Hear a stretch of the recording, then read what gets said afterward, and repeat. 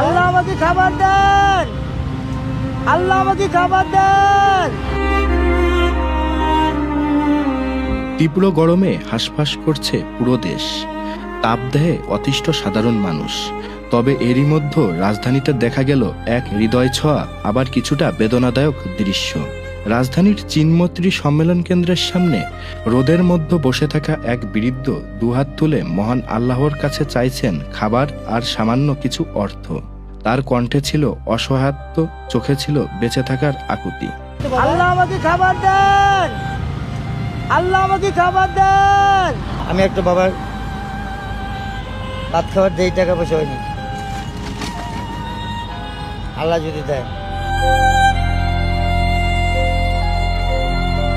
এমন সময় পথচারীদের অনেকেই থেমে দাঁড়ান।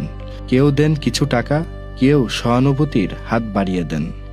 ঘটনাস্থলে উপস্থিত শারমিন নামের এক ক্ষুদ্র ব্যবসায়ী জানান, তিনি প্রায় 3 ঘন্টা ধরে বৃদ্ধকে একই স্থানে বসে থাকতে দেখেছেন। 3 ঘন্টা ধরে এই লোকটা রোদের ভিতরে বসে আছে। আমি ওই পাশে দোকান করি, আমরা রোদে টিকতে পারতাছি না। আপনি কিভাবে রোদটার ভিতরে বসে আছে এটা বলেন?